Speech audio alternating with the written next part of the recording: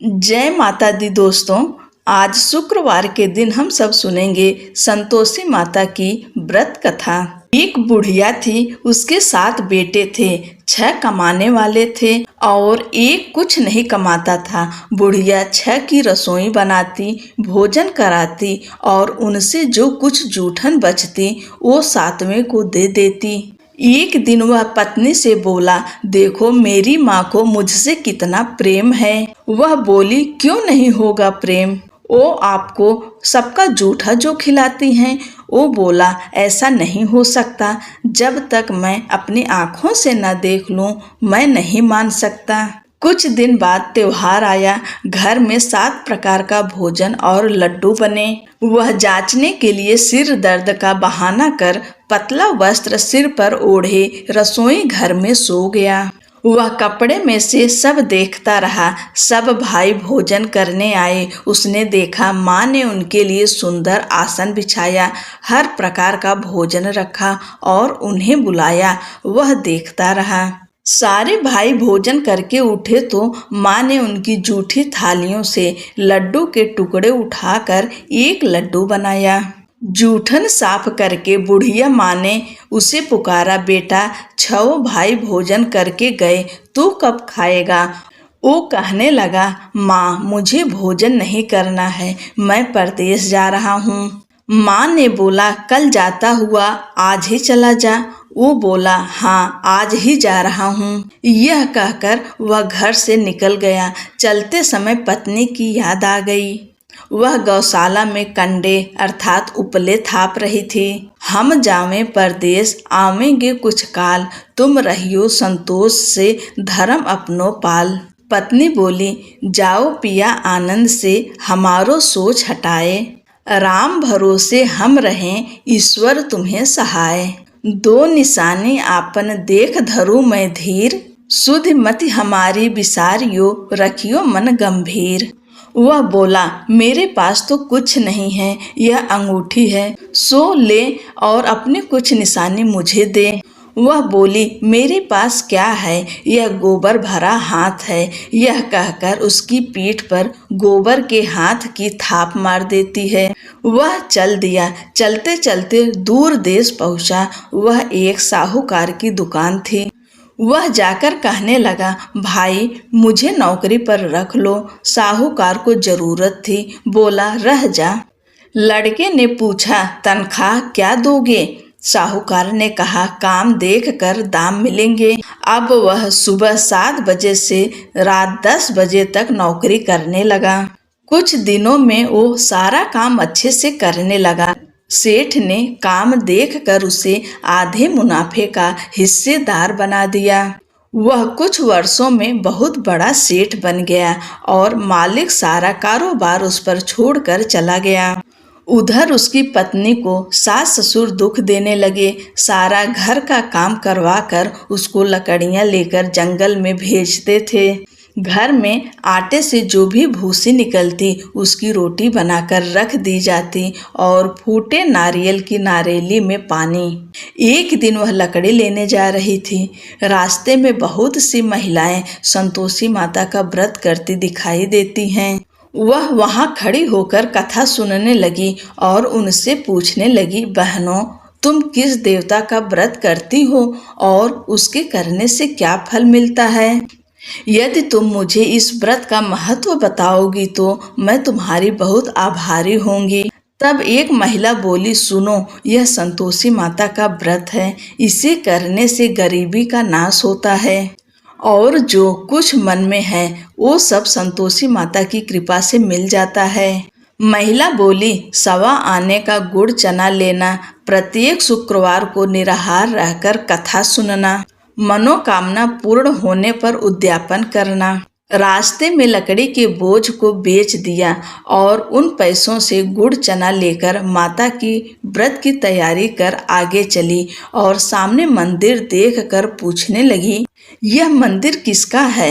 सब कहने लगे, संतोषी माता का मंदिर है। यह सुनकर माता के मंदिर में जाकर माता के चरणों से लिपट गई और विनती करने लगी, माँ, मैं अनजान हूँ, व्रत का कोई नियम नहीं जानती हूँ, मैं दुखी हूँ। हे माता, हे जगत जननी, मेरा दुख दूर करो, मैं आपकी शरण में हूँ। माता को बड़ी दया आई। एक शुक्रवार बीता कि दूसरे शुक्रवार उसके पति का पत्र आया और तीसरे शुक्रवार पति ने उसको पैसे भेज दिए। यह देख जेठ जेठानी का मुंह बन गया और उसको ताने देने लगी कि अब तो इसके पास पैसा आ गया, अब यह बहुत इतराएगी। बेचारी आंखों में आंसू भरकर संतोषी माता के मंदिर चली गई और माता के चरणों में बैठकर रोने लगी और रट रट बोली, माँ, मैंने पैसा कब मांगा? मुझे पैसे का क्या काम, मुझे तो अपना सुहाग चाहिए। मैं तो अपने स्वामी के दर्शन करना चाहती हूँ। तब माता ने प्रसन्न होकर कहा, जा बेटी, तेरा स्वामी आएगा। यह सुनकर खुशी खुशी वह घर जाकर काम करने लगी। अब संतोषी माँ विचार करने लगी, इस भोली पुत्री को तो मैंने कह दिया तेरा पति आएगा, लेकिन कैसे? वह तो इसे स्वप्न में भी याद नहीं करता। उससे याद दिलाने को मुझे ही जाना पड़ेगा। इस तरह माता उस बुढ़िया के बेटे के स्वप्न में जाकर कहने लगी, साहूकार के बेटे सो रहा है या जागता है? वो कहने लगा, माँ, सोता भी नहीं जागता भी नहीं, कहो क्या आज्ञा है? माँ कहने लगी, तेरा घर बार कुछ है कि नहीं? वह बोला, मेरे पास सब कुछ है, माँ, बाप और बहू, क्या कमी है? माँ बोली, भोले, तेरी पत्नी घोर कष्ट उठा रही है, तेरे माँ बाप उसे परेशानी दे रहे हैं, वह तेरे लिए तरस रही है, तू उसकी सुध ले। वह बोला, हाँ माँ, मुझे पता है, पर मैं वहाँ जाऊँ कैसे? माँ कहने लगी, मेरी बात मान, सवेरे नहा धोकर संतोषी माता का नाम ले, घी का दीपक जलाकर दुकान पर चला जा, देखते देखते सारा लेन देन उतर जाएगा, सारा माल बिक जाएगा, सांझ तक धन का भारी ढेर लग जाएगा। थोड़ी देर में देने वाले रुपया लेने लगे और सारे सामान का ग्राहक सौदा कर लेंगे।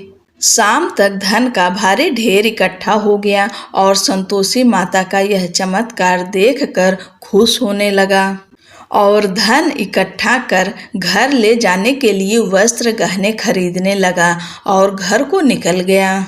उधर उसकी पत्नी जंगल में लकड़ी लेने जाती है, लौटते वक्त माता जी के मंदिर में आराम करती है। प्रतिदिन वह वहीं विश्राम करती थी। अचानक से धूल उड़ने लगी। धूल उड़ती देख वह माता से पूछने लगी, हे माता, यह धूल कैसी उड़ रही है? माता ने कहा, हे पुत्री, तेरा पति आ रहा है, अब तू ऐसा कर, लकड़ी के 3 ढेर तैयार कर, एक नदी के किनारे रख और दूसरा मेरे मंदिर में रख और तीसरा अपने सर पर। तेरे पति को लकड़ियों का गट्ठर देख तेरे लिए मोह पैदा होगा, वह यहाँ रुकेगा, नाश्ता पानी खाकर माँ से मिलने जाएगा। तब तू लकड़ियों का बोझ उठाकर चौक पर जाना और गट्ठर नीचे रख कर जोर से आवाज लगाना, लो सासू जी, लकड़ियों का गट्ठर लो, भूसी की रोटी दो, नारियल के खेपड़े में पानी दो, आज मेहमान कौन आया है? माता जी से अच्छा कहकर जैसा माँ ने कहा वैसा करने लगी। इतने में मुसाफिर आ गया। सूखी लकड़ी देख उनकी इच्छा हुई कि हम यहीं आराम करें और भोजन बनाकर खा पीकर गांव जाएं।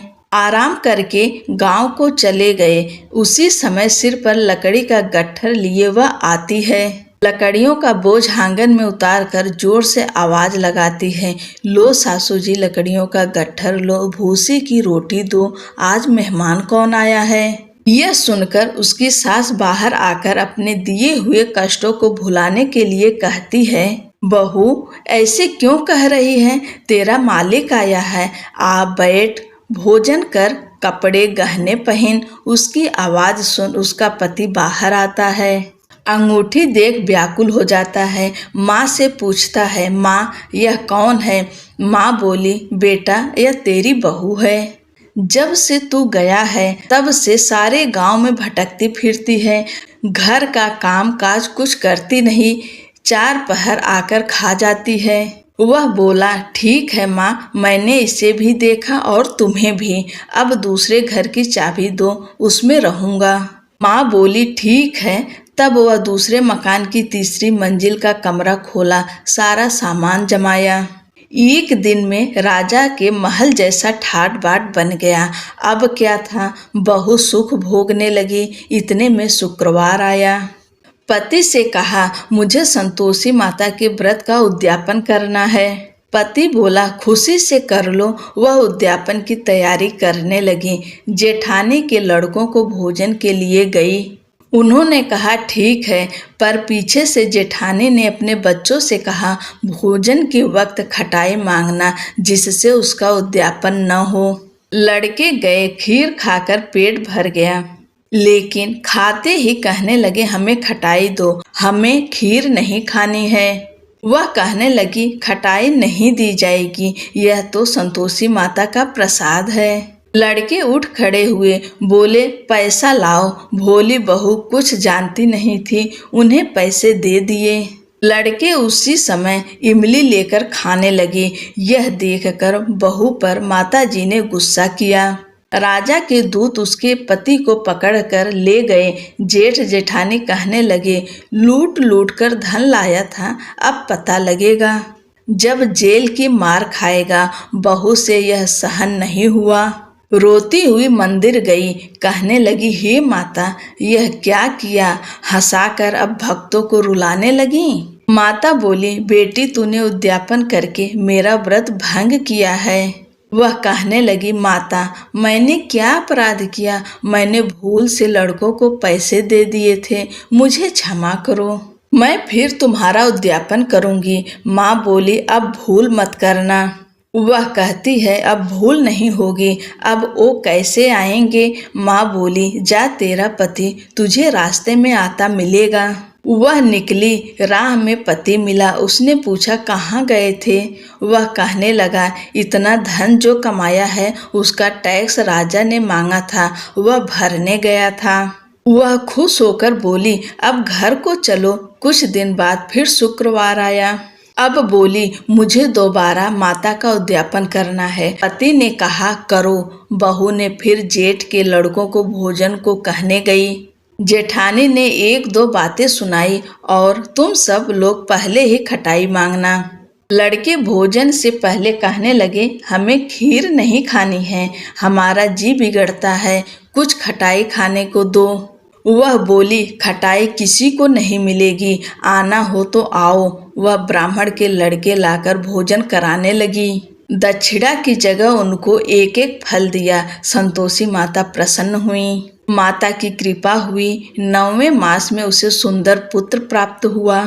पुत्र को पाकर प्रतिदिन माता जी के मंदिर को जाने लगी। माँ ने सोचा, यह रोज आती है, आज क्यों न इसके घर चलूं। यह विचार कर माता ने भयानक रूप बनाया। गुड़ चने से सना मुख, ऊपर सूंड के समान होठ, उस पर मक्खियां भिन भिन कर रही थी। देहली पर पैर रखते ही उसकी सास चिल्लाई, देखो रे, कौन चुड़ैल चली आ रही है, लड़कों इसे निकालो, नहीं तो किसी को खा जाएगी। लड़के भगाने लगे, चिल्लाकर खिड़की बंद करने लगे। बहू रोशनदान से सब देख रही थी। खुशी से चिल्लाने लगी, आज तो मेरी माताजी मेरे घर आई हैं। वह बच्चे को दूध पीने से हटाती है। इतने में सास को क्रोध आ गया। वह बोली, क्या हुआ है, बच्चे को क्यों पटक दिया। इतने में माँ के प्रताप से लड़के ही लड़के नजर आने लगे। वह बोली, माँ, मैं जिसका व्रत करती हूँ यह संतोषी माता हैं। सबने माता जी के चरण पकड़ लिए और विनती कर कहने लगे, हे माता, हम नादान हैं, तुम्हारा व्रत भंग कर हमने बड़ा अपराध किया है। माता, आप हमारा अपराध क्षमा करो। इस प्रकार माता प्रसन्न हुई। बहू को प्रसन्न हो जैसा फल दिया वैसा माता सबको दे। जो पढ़े सुने हुंकारा भरे उसका मनोरथ पूर्ण हो। बोलो संतोषी माता की जय। अब हम सब अन्नपूर्णा माता की कथा सुनेंगे। एक समय की बात है, काशी निवासी धनंजय की पत्नी सुलक्षणा थी। उसे सभी सुख प्राप्त थे। केवल निर्धनता ही उसके दुख का कारण था। यह दुख उसे हर समय सताता रहता था। एक दिन सुलक्षणा ने अपने पति से कहा, स्वामी आप कुछ उद्यम करो, अर्थात मेहनत करो, कुछ काम धंधा करो, तभी काम चले। इस प्रकार कब तक काम चलेगा? सुलक्षणा की बात धनंजय के मन में बैठ गई और वह उसी दिन विश्वनाथ शंकर जी को प्रसन्न करने के लिए बैठ गया और कहने लगा, हे देवाधिदेव विश्वेश्वर, मुझे पूजा पाठ कुछ नहीं आता है, केवल आपके भरोसे बैठा हूँ। इतना कहकर वह 2-3 दिन भूखा प्यासा बैठा रहा। यह देखकर भगवान शंकर ने उसके कान में अन्नपूर्णा अन्नपूर्णा अन्नपूर्णा इस प्रकार 3 बार कहा। धनंजय सोच में पड़ गया कि यह कौन था और क्या कह गया। मंदिर से आते ब्राह्मणों से पूछने पर उन्होंने बताया कि वह अन्नपूर्णा देवी का नाम सुन रहा था। धनंजय ने अपने घर जाकर सुलक्षणा से सारी बात कही। वह बोली, नाथ चिंता मत करो, स्वयं शंकर जी ने यह मंत्र दिया है, वे स्वयं ही खुलासा करेंगे, आप फिर जाकर उनकी आराधना करो। धनंजय फिर से पूजा में बैठ गया। रात्रि में शंकर जी ने उसे आज्ञा दी और कहा, तू पूर्व दिशा में चला जा। धनंजय अन्नपूर्णा का नाम जपता हुआ और रास्ते में फल खाता, झरनों का पानी पीता हुआ चलता गया। वहां उसे चांदी से चमकती वन की शोभा देखने को मिली। सुंदर सरोवर के किनारे कई अप्सराएं एक कथा सुन रही थी और माँ अन्नपूर्णा इस प्रकार बार बार कह रही थी। धनंजय ने उनसे पूछा, हे देवियों, आप यह क्या करती हो? उन्होंने बताया कि वे सब माँ अन्नपूर्णा का व्रत करती हैं। धनंजय ने पूछा, व्रत पूजा करने से क्या होता है? यह किसी ने किया भी है? इसे कब किया जाता है? कैसा व्रत है और कैसी विधि है? मुझे विस्तार से बताओ। उन्होंने बताया कि इस व्रत को सभी कर सकते हैं। 21 दिन तक के लिए 21 गांठ का सूत लेना चाहिए। यदि 21 दिन न बने तो 1 दिन उपवास करें। यह भी न बने तो केवल कथा सुनकर प्रसाद लें।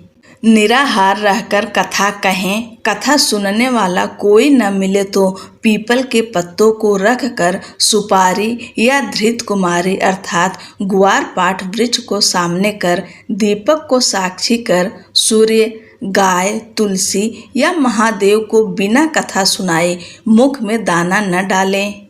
यदि भूल से कुछ पड़ जाए तो 1 दिवस फिर उपवास करें। व्रत के दिन क्रोध न करें और झूठ न बोलें। धनंजय ने पूछा, इस व्रत के करने से क्या होता है? उन्होंने बताया, इसके करने से अंधों को नेत्र मिलते हैं, लूलों को हाथ मिलते हैं, निर्धन के घर धन आता है, बाझन को संतान मिलती है, मूर्ख को विद्या मिलती है। जो जिस कामना से व्रत करे माँ उसकी इच्छा पूरी करती हैं। धनंजय बोला, बहनों, मेरे पास धन नहीं है, विद्या नहीं है, कुछ भी तो नहीं है। मैं दुखिया ब्राह्मण हूँ, मुझे इस व्रत का सूत दोगी? उन्होंने कहा, हाँ भाई, तेरा कल्याण हो, हम तुम्हें अवश्य देंगे, ले इस व्रत का मंगल सूत ले। धनंजय ने व्रत किया और व्रत पूरा होने पर सरोवर में से 21 खंड की सुवर्ण सीढ़ी हीरा मोती जड़ी हुई प्रकट हुई। धनंजय ने जय अन्नपूर्णा कहता हुआ नीचे उतर गया और वहां उसने करोड़ों सूर्य से प्रकाशमान अन्नपूर्णा का मंदिर देखा। सामने सुवर्ण सिंहासन पर माता अन्नपूर्णा विराजमान थीं। भगवान शंकर भिक्षा हेतु खड़े थे और देवांगनाएं चंवर डुला रही थी। धनंजय ने देवी के चरणों में गिरकर अपने दुख की बात बताई। माता बोली, मेरा व्रत किया है, जा, संसार तेरा सत्कार करेगा। माता ने धनंजय की जिह्वा पर बीज मंत्र लिख दिया, जिससे उसके रोम रोम में विद्या प्रकट हो गई। धनंजय ने खुद को काशी विश्वनाथ के मंदिर में खड़ा पाया। धनंजय ने माँ का वरदान लेकर घर आकर सुलक्षणा को सब बताया। माता जी की कृपा से उनके घर में संपत्ति उमड़ने लगी। छोटा सा घर बहुत बड़ा बन गया। जैसे शहद के छत्ते में मक्खियां जमा होती हैं, उसी प्रकार अनेक सगे संबंधी आकर उनकी बड़ाई करने लगे। सुलक्षणा से संतान नहीं है, इसलिए तुम दूसरा विवाह करो। सबने कहा कि इतना धन और इतना बड़ा घर, सुंदर संतान नहीं तो इस कमाई का कौन भोग करेगा। अनिच्छा होते हुए भी धनंजय को दूसरा विवाह करना पड़ा और सती सुलक्षणा को सौत का दुख उठाना पड़ा।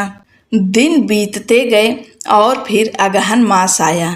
नए बंधन में बंधे पति से सुलक्षणा ने कहलाया कि हम व्रत के प्रभाव से सुखी हुए हैं, इस कारण यह व्रत छोड़ना नहीं चाहिए। यह माता जी का प्रताप है कि हम इतने संपन्न और सुखी हैं। सुलक्षणा की बात सुनकर धनंजय उसके यहाँ आया और व्रत में बैठ गया।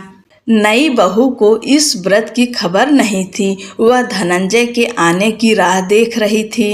दिन बीतते गए और व्रत पूर्ण होने में 3 दिवस बाकी थे कि नई बहू को खबर पड़ी। उसके मन में ईर्ष्या की ज्वाला दहकने लगी थी। वह सुलक्षणा के घर आ पहुंची और उसने वहां भगदड़ मचा दी। वह धनंजय को अपने साथ ले गई। धनंजय को थोड़ी देर के लिए निद्रा ने आ दबाया। इसी समय नई बहू ने उसका व्रत का सूत तोड़कर आग में फेंक दिया। अब तो माता जी का कोप जाग गया। घर में अचानक आग लग गई। सब कुछ जलकर खाक हो गया। सुलक्षणा ने यह देखकर धनंजय को फिर अपने घर ले आई। नई बहू रूठ कर अपने पिता के घर जा बैठी। पति को परमेश्वर मानने वाली सुलक्षणा बोली, नाथ घबराना नहीं, माता जी की कृपा अलौकिक है। पुत्र कुपुत्र हो जाता है पर माता कुमाता नहीं होती। अब आप श्रद्धा और भक्ति से आराधना शुरू करो, वे जरूर हमारा कल्याण करेंगी। धनंजय फिर माता के पीछे पड़ गया। फिर वही सरोवर सीढ़ी प्रकट हुई। उसमें माँ अन्नपूर्णा कहकर वह उतर गया। वहां जाकर माँ अन्नपूर्णा के चरणों में रुदन करने लगा। माता प्रसन्न हो बोली, यह मेरी स्वर्ण की मूर्ति ले, उसकी पूजा करना, तू फिर सुखी हो जाएगा। जा, तुझे मेरा आशीर्वाद है। तेरी स्त्री सुलक्षणा ने श्रद्धा से मेरा व्रत किया है, उसे मैंने पुत्र दिया है। धनंजय ने आंखें खोली तो खुद को काशी विश्वनाथ के मंदिर में खड़ा पाया। वहां से फिर उसी प्रकार घर को आया। इधर सुलक्षणा के दिन चढ़े और महीने पूरे होते ही पुत्र का जन्म हुआ। गांव में आश्चर्य की लहर दौड़ गई। इसी प्रकार उसी गांव के निसंतान सेठ के पुत्र होने पर उसने माता अन्नपूर्णा का मंदिर बनवा दिया। उसमें माता जी धूमधाम से पधारी, यज्ञ किया और धनंजय को मंदिर के आचार्य का पद दे दिया। जीविका के लिए मंदिर की दक्षिणा और रहने के लिए बड़ा सुंदर सा भवन दिया। धनंजय स्त्री पुत्र सहित वहां रहने लगा। माता जी के चढ़ावे में भरपूर आमदनी होने लगी। इधर नई बहू के पिता के घर डाका पड़ा, सब लुट गया। वे भीख मांगकर पेट भरने लगे। सुलक्षणा ने यह सुना तो उन्हें बुलावा भेजा, अलग घर में रख लिया और उनके अन्न वस्त्र का प्रबंध कर दिया। धनंजय, सुलक्षणा और उसका पुत्र माता जी की कृपा से आनंद से रहने लगे। माता जी जैसे इनके भंडार भरे वैसे सबके भंडार भरे। दोस्तों, माता अन्नपूर्णा का व्रत कथा न केवल धार्मिक दृष्टिकोण से महत्वपूर्ण है, बल्कि यह हमें जीवन में अन्न और उसके महत्व को भी समझाती है। इस व्रत को करने से हमारे जीवन में सकारात्मक ऊर्जा का संचार होता है और हमें हर प्रकार की समृद्धि की प्राप्ति होती है। माता अन्नपूर्णा की कृपा से घर में अन्न धन की कभी कमी नहीं होती और परिवार में सुख शांति बनी रहती है। इस कथा को सुनने और व्रत को विधि पूर्वक करने से हमारे अंदर विश्वास और धैर्य का संचार होता है। यह व्रत हमें जीवन के वास्तविक अर्थ को समझने में मदद करता है और हमें सच्ची भक्ति की राह पर चलने के लिए प्रेरित करता है। माता अन्नपूर्णा की कथा हमें सिखाती है कि हमें सदैव अन्न का सम्मान करना चाहिए और किसी भी प्रकार के अन्न का अपमान नहीं करना चाहिए। अंततः अन्नपूर्णा माता व्रत कथा एक अद्वितीय धार्मिक अनुष्ठान है जो हमारे जीवन को हर प्रकार से संपन्न बनाता है। माता की कृपा से हम सभी को अन्नपूर्णा व्रत का संकल्प लेना चाहिए और उनकी महिमा का गुणगान करना चाहिए, जिससे हमारा जीवन सफल और समृद्ध बने। बोलो अन्नपूर्णा माता की जय। बाबा विश्वनाथ की जय। हर हर महादेव।